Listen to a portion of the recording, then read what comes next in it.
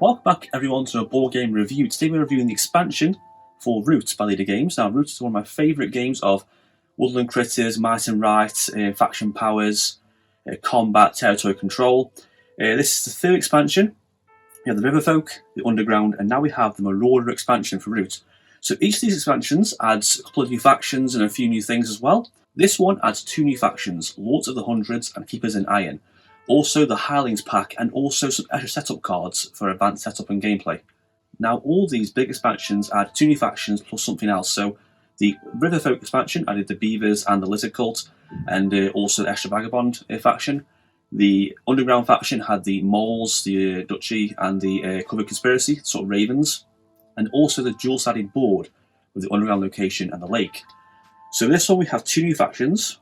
And also the Hirelings, just sort of like a mini faction that can be hired and assist you and help you along the way. And also the setup cards as well for more gameplay changes. So before we begin the review, let's take a look at the factions themselves and how they work. Okay, let's check out Lords of the Hundreds first. So first of all, we have the mood cards. We have a Warlord, which is like a large warrior. We have Strongholds. We have the mob tokens. And we also have a lot of little red rats down here. Let's check out the board first. So our abilities are the Warlord. So your Warlord, that big guy down there, is a warrior that can't be moved outside of battle. Moved outside of your turn or placed except with a note. So it can't be moved, removed, or moved outside of battle. So unless it actually dies in battle, it can't be removed, except if you're a note ability. Contempt for trade. When you craft an item, gain it but score unlisted points, or remove it to score them. So what happens is they will gain items, like any player does. They also get them from the runes tokens, and they get put an item there which matches. So we have the top row there has the boot, the sack, or the money. The bottom row all has the hammer, the kettle, the crossbow, and the sword. When you get those items, you'll place it on there and you move along. If it's full, you'll score +1 and move the item. You can at any point if you wish to move an item from there, score the points like normal, but you want to get his item because your command and prowess will increase. So the more commands you have, the more actions you can take. And the more prowess you have, the more units you can recruit in the Warlord's clearing. So getting them as fast as you can is better for you. So in a match against something like the Vagabond, it's going to be quite tricky for you. So in Birdsong, we raise. So at each mob, remove all empty any buildings, tokens, take an item from a rune if any, remove the rune if it's empty. After you resolve all mobs, roll the mob dice once and place a mob in a matching clearing with no mob or adjacent to a mob. So there's a lot of text there. So what happens is, you get these little dice down here. So the Lords of 100 use this little dice. They'll place a mob token with one of their abilities, the inside ability down here. So spend a card to place a mob in a matching clearing. So if I spent a mouse card, I put us in a mouse clearing. We do this any number of times I want to. I could put more. As long as I've got matching cards and it doesn't already contain a mob token as a 100 warrior in there, I can place this in any clearing.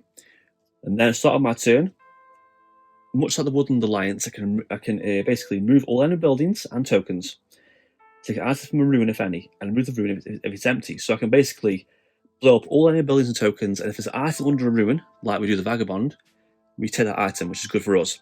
And then we roll this dice down here. And then if there's a matching adjacent clearing of that type with no mob token, we can basically spread the mob more and raise more. Next up, what you can see here, we recruit. So recruit warriors equal to the prowess in your warlord's clearing, and then 1 warrior in each stronghold. So basically, the more prowess you have, the more warriors you can recruit, but you also recruit 1 warrior each stronghold. So the more strongholds you have, the more units you can recruit. Third is anoint. So if the warlord is off the map, we can basically take off a warlord's 100's warrior of your warlord and place it in any clearing. So basically, we can bring back the warlord if we wish to. And then lastly, we choose a different mood. It does not show an item in your horde if you can also choose lavish. So our mood cards are these little cards down here. And these, much like to the Duchy cards, the Underground cards, give us little abilities. So see here, Raffle, as an attacker in battle of your warlord, deal an extra hit. Bitter, in battle of the warlord, before the roll, place 1 warrior in the battle clearing. Per mob, you choose to remove. So you basically use this to remove mobs and place 1 warriors. But you see the top up there, we have little items apart from lavish. There's a little item up there at the top. So if I already had that item there, I cannot play this. So if I had a sword down there, I couldn't play Raffle. I could play Bitter unless I didn't have that anvil. These just give you little extra abilities and little extra things on the games you play. So in Daylight, we craft using strongholds. Crafting is good for us, we want more items. Command the hundreds. So any number of times up to command. So more commands we have, the more items we have here, we can do up to 2, 3, or 4 actions. We can move, battle, and build. Move and battle is quite simple. Build is spend a card to place a stronghold in a match, including your rule. Quite simple. Place strongholds quite easily. And then third is advance the warlord. So not only can we move and battle anyway with the command 100s, but also we can move the warlord a number of times up to prowess, so more prowess, more moves. And we can also move 100 warriors, and then we may battle in wars clean. So we can essentially battle twice. So it's very aggressive, a very powerful unit. Then we go to evening, like I said before, we can incite, place mobs. And then we oppress. Now, oppress is interesting. This is how we sort of score points. We want to rule clearings, just us, no one else. We want to basically have the clearing for ourselves. We don't want anyone else there. We want the clearing for our own. So the more clearings we have, with no PCs, the more we score. If we have 1 to 2, 1 point, 3 to 4, 2 points, 5, 3 points, and 6 or more, 4 points. So we can basically hold off and keep 4 clearings clear of enemies. We get 4 points every turn. Then we draw a card to go down to 5. And also the ability up here is looters. So at the start of battles, attacker, you may say you're looting the defender. You don't deal any roll hits, but they do. At the end, if you rule the battle clearing, take an item. So essentially, you can battle an enemy and choose to say you're looting. You do no damage, but they do. At the end, if you rule the clearing, take an item. So you've got basically a large number of units. You can fight an enemy and loot, and then you can basically take a crafted item if you still rule. So very aggressive, very powerful faction. So on to the next faction, Keepers in Iron, a very complex, slower, high card value faction. So what they want to do here is they want to basically place these way stations and collect relics across the board. So at the start of the game, these are all placed out randomly across the board in forest clearings. And you're going to basically spread out, place matching way stations to collect relics, add them to your board and score points. I do like the sort of nice sort of silver shiny badgery tokens. They are very, very pleasing. And you can see here, much like the Era Dynasty, we have a sort of wild bird cards up here for their sort of slot. But they do behave quite differently. So we have our way stations down here as well. So let's look at the board. So first of all, the Keepers in Iron have a ability, Devout Knights. So in battle, ignore the first hit you take if you have a relic and keep a warrior. So if you have any of these relics with your warrior, ignore the first hit. When moving, you may move a relic with each keep a warrior. So you basically move relics with warriors, make them stronger in battle. Prize trophies. So when an enemy moves a relic, they put it value face up in any forest that's got extra points. So taking relics from you is going to lose you points. So what they do here is, in Birdsong, they encamp. So once per clear, you may replace a keeper warrior with a way station. If near is on the map, put both in a clearing on the map edge. So basically, you can return keeper warriors and put out way stations, and then decamp is much like that but reverse. So you can replace a way station with keeper warrior. These two actions here let you basically switch back and forth between warriors and way stations, which is good because you want these way stations across the board, spreading out more and more. They're sitting in one spot's bad. You want them across the board near the relics you need to get, because these are all face down. So if you don't have the right matching one nearby, it's going to be hard to score points. And also, if you look down here, live off the land, if you have more than 4 warriors, you have to remove one from the clearing. So don't have too many warriors on the board. So using this is good for you. And then recruit at any other time and spend a card to place 2 warriors in a matching way station. So way stations are how you recruit when you place them on the board. In Daylight, you craft with these as well. The second two is react with the cards up here, much like in the Era Dynasty. For each card, take listed action. But if you want to delve in a clearing that has an enemy, you must battle there first. So you can place cards up to here. So you can't have to match on 10 cards. You put any more up here, they have to be discarded. There is, luckily though, no penalty for not doing an action. Not like the Era Dynasty, the birds, where you have basically, if you card an action, you fail and fall into turmoil. No penalty here at all. So first, it's simple, it's move. So based on the number of matching clearings, so the more cards you have, you can move. So we currently have 1 wild card. We can move any one clearing once. Second is must battle if able, and then delve, save matching clearing. So if you rule with a keeper warrior, flip up and move in a relic from adjacent forest. Discard this card if you rule fewer clearings adjacent to that forest than the relic's value. So essentially what you need to do is you need to find these relics. They're all face down, so they're in the forest. So the face down, if you battle first, you can then delve, flip them over. So what happens is when you finish the battle, if you rule a clearing, have a warrior there, you can move a relic from adjacent forest to the clearing and flip it over to reveal its value. And they'll have 1, 2, or 3 on there. Once you delve a relic, count how many clearings you rule adjacent to the forest. Once you've delved a relic, count how many clearings you rule adjacent to the forest you delve from. So basically, all the clearings that are touching the forest. If you rule a few of these clearings and the relic's value, you must discard the card you use to delve. So Delving is right risky. You want to basically rule clearings around the forest to get the most value. So if you flip this over, and this has 3 in the forest area, say like a fox area, adjacent to the forest, if you didn't rule any cards there, you'd have to, any clearings there, sorry, you have to remove basically the three cards from the top section up here. So it's all about knowing where to move your units. You've got to basically spread out, place rotations, and hold areas. Gradually go across the forest like a big tank unit, ruling the areas just in case. You might get something lower, like 2 or 1. It might be a bit easier for you, but you've got to be careful. You want to put cards up here as much as you can, basically like a big tank, and move around and battle. And be careful where you battle as well. Then lastly, move or recover for matching clearing. It states, take any number of relics of the same type as way stations there. Discard this card and stop action if you rule fewer collection clearings than taking relic's value. So basically you want to take relics from the area into way stations. So you can have way stations that match. So if this was in an area, but you didn't have the right matching way station here, you couldn't take it. So it's all about moving your way stations around next to the relics. It's about a bit of luck as well, because these will face down, so you don't know what they're going to be, what the values going to be of these relics. And then after that, level off the lands, like I said before, you must move 1 keeper warrior for each clearing of 4 or more, so it's quite hard. Then you can add any number of cards from your hand, so any number, and I'll shift 1 card onto it. So drawing cards is good because you can basically play more cards here, and also we draw more cards here based on the number of symbols showing. So drawing cards is good. Trying to get bird cards up here is very good for you as well. Draw a card plus 1 showing, it's got to 5 cards. So essentially they're quite tricky to use. You want to go for the way station, go for the relics. But higher score is quite fun too, because basically you'll gain VP when you place a figure down based on value. So if you put this one down here, you gain 3 VP. But also if you fill a column, you get +2. So if I had a relic going down like this, I'll get 2 points extra. Or like this, I get 2 points extra. So if I got say a 2, a 2, a 2 there, I get 6 points +2, I get 8 points off that one area. So trying to fill your little section here, little grid, is a key to getting most points of these. Let's take a look at the Heiling faction. So you get 4 factions in this set.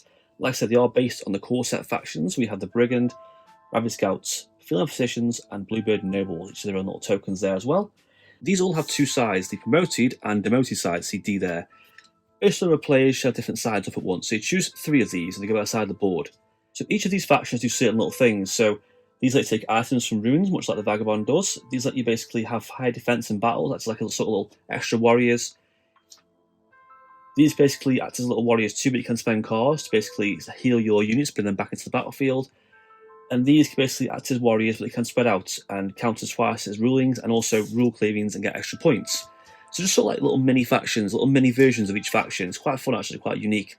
We also get these little control markers down here, and these scoring markers. So how it works is, they start off uncontrolled on the edge of the board. You choose 3 of these.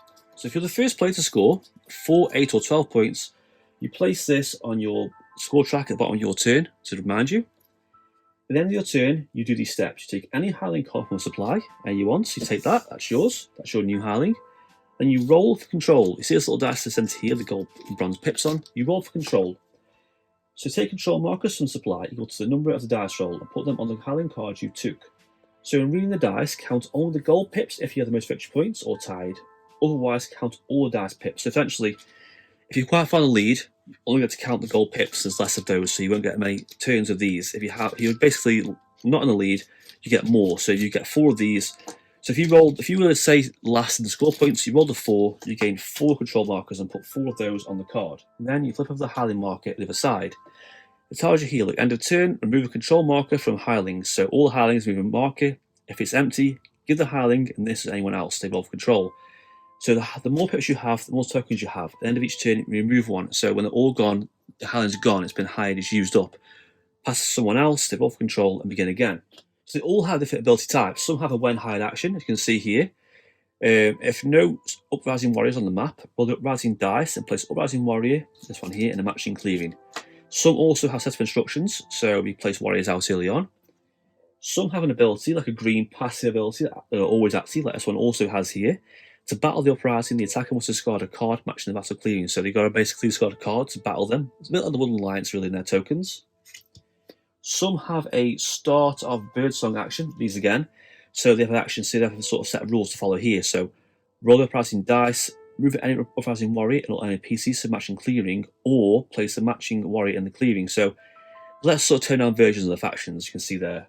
And also they have a once per daylight action. You can see here, once per daylight, you may move and they may battle, or place all patrol warriors from here into a clearing with any patrol warriors, so basically spread out more. So basically they act as sort of neutral characters you can sort of control and add, sort of mini factions. Also, you can't use these if you have the faction of the same type, but they are great at the expansions to add more factions in. And lastly, these are the advanced setup cards, one for every single faction. They add a slight twist to each setup. So for instance, Woodland Alliance here says draw 3 cards, and then all face down to support a stack. Fill tokens, put your bases out, just a quick reference card. And also the sort of reach command is down here as well. Reach is a way of sort of scoring how to get viable faction mixes. You can still use this, but you can also use this down here to get a good mix of factions. But not only that, we also choose their starting hand from 5 cards, start a setup, everyone will draw 5 cards at the end, keep 3, shuffle back into the deck. And they also can draft factions limited pool. So it's basically like a sort of fun way to have a draft variant of the gameplay, the cards and the factions, and a sort of quicker, slightly head start to the game. And that is it for the faction and components overview. Let's jump back into the review. So the obvious first question is this: how do these factions compare to ones in the new expansions and the core set? Lords of the Hundreds are my favourites from this set, and possibly one of my favourites of all the expansions. They're a very, very good, very powerful, aggressive faction. He used to maintain a lot of variety in gameplay because it needs certain items to progress. The mood cards allow you to change how you want to operate on the fly. You can be defensive and hang back and draw cards. You can hold the fort. And I like how they score. Yes, they can multiply and go out quite fast and be aggressive and spread. But they score the most points by collecting crafted items and holding the fort and defending and sitting there and just holding off with your army as a mass. And then you can sort of gradually, poke out a little bit and start spreading more. I like the idea of holding off certain areas to get points. And also, the more items you collect, the more you can have, the more power you get, the more commanders you can take. So they're a very easy faction. It's a good faction to give to newer players. I'd recommend Lord of the Hundreds to newer players too. They're very easy to handle, easy to learn, very quick. The mob tokens are easy to understand. The strongholds are simple. You just place them down, you want to spend a card, then you can recruit more units there. Mob tokens are a bit like the Woodland Alliance tokens. They move around, they sort of flip like a bomb, blow things up. The only thing you have to understand is they're hard to sort of bring back. You have to sort of use one of the mood cards, bring them back across and switch them around. But other than that, they're a great faction. They're very powerful, very versatile. As for the Keepers in Iron though, they're a good faction, but they're quite complex. They require way stations, collecting certain relics. And you are powerful because your units can ignore the first hit. You're like a big tank sort of unit going across the battlefield. But you rely a lot on luck of flipping the tokens over and see what number you get, because you might have to give up units and sacrifice things to make things work, get rid of cards. Like a weird mix of the Era Dynasty, the cards up on your board. I mean, it's great you can put cards up there and just take actions nice and free, but you will lose them eventually. They aren't too complex, but they've got a steep learning curve. You have to understand about how the cards work at the top of the board to understand how they work. And also the way stations too, to understand how they relate to the relics and the scoring. You can score points quite fast with these, but you have to be quite lucky. You have to be quite methodical in how you plan out your gameplay. So you also get in this box 4 Hirelings. So you can add 3 Hirelings in any game. And these are all based on the factions of the core game, sort of similar factions like the cats and the rabbits and stuff. They're a very interesting take on the gameplay. They offer a new spice to a game. If you're getting quite stale the game, you want to add the Hirelings in there. They're quite fun to use. They add more complexity though. They add a bit more, you've got to think more. You have to add more rules to an already pretty heavy game. The advanced setup cards offer a unique, fast, flexible way for players to begin the factions. Good for experienced players. You draw more cards at the start, sort of draft cards. You have fast setup, more units out. It lets the game just kick off a bit quicker, but it is for more experienced gamers only. So what do I like about this expansion? Well, first of all, like any Root expansion, I love the new factions. I love adding more factions to the mix because Root is a game where each faction plays so differently. There's no two are alike. They have some similarities. The Keepers in Iron are similar to the Woodland Alliance, and maybe the Marquis the Cat. Keepers in Iron are a bit like the Vagabond and Era Dynasty mixed, but they're all so different. They all play so differently. Each time you play with a new faction, it feels like playing a new game, which I do love about Roots. It's always fun to mix and match certain factions, mix and match certain abilities and certain combat up to 5 or players, 5 or 6 players. Always factions have unique matchups and they can play well with each other, and it's fun seeing how the factions work for the factions. The Hirelings are a great addition. I do love the Hirelings. It's a really fun idea to add some spice to the mix for lower player counts. quite unique having these sort of neutral factions that you can sort of acquire and hire. I wouldn't recommend these for newer players, but for experienced players, offer a really unique challenge on the game. If you're sick of playing the same faction over and over again and you get a sort of bit stale, you can add these into the game. I do love that. The advanced setup costs too are pretty fun. If you're experienced too, you can obviously get a faster game going. There's not much more to say really about these factions. It's more Root. If you love Root, it's great. If Root's a game you play occasionally, or you just like the core set, or you're not super keen on Root, it's not essential for you to get this expansion. But for those players who want to play more Root content, it is worth getting as well. So, what I don't like about a set is I don't like that the Hirelings are really good, but they add, as I said before, they add complexity to already complex game. Root is a heavy game, and adding these Hirelings in has got more rules. You look at their cards and see what they do. They have their own set of instructions, they have their own rules, their own attack and defend. They just do more things. It adds more complexity to the game. I recommend them for experienced players, but they only work for low player counts because you're going to add more time, more complexity to the game. I don't know if this is a plus or a minus though, but how it works with the Hirelings is when you run out of the tokens, you have to get the Hirelings up. You choose which player has the Hirelings, so you can basically give these to a player. Problem with this is though, the weaker players or players who are behind might not get a chance to get the Hirelings, they might lag behind. But at the same time, some factions struggle in late game, and having the Hirelings is nothing to them. So really, some players may not get a chance to use the Hirelings. Now, initially, it seems quite bad, but the Hirelings do help out. They are good, but some factions don't need them. So some players might get a bit annoyed they don't get to use the Hirelings as much, but it's one of those things where you have to use experienced players. Another set I find a bit tricky is this is a set for experienced players. If this is your first Root expansion, you're going to struggle quite a bit. Lords of the 100 are great, they work really well. But Keepers in the Iron are going to be hard to use, and setup cards and Hirelings are going to be tricky for you to understand. How I write this expansion, the other expansions, is I put probably Underground at the top for me, because the factions are easy to use. They're powerful, they're fun for players to understand, they've got a lot of variety in the gameplay, and plus the board is just more variety in the game. The Underground board and late board's good. I put it as second, though. This is a close second. This is more for experienced gamers. This is expansion for experienced players to have. Keepers in Iron aren't too hard to use. Lords of the 100 are very, very fun to use. But the Hirelings and setup cards are going to really only appeal to experienced gamers. This is the expansion really for the experienced, heavy Root players. If you want just more Root factions, then guys, Keepers in Iron are fun. Lords of the 100 are great, especially for newer players. So you want something for new players to use, I recommend Lords of the 100. They're very fun to play with, very good for new players. So to summarise, it's just more Root. It's fun. It adds more factions, it adds more Hirelings, more setup cards, and more gameplay variety. Is it the best expansion you can get?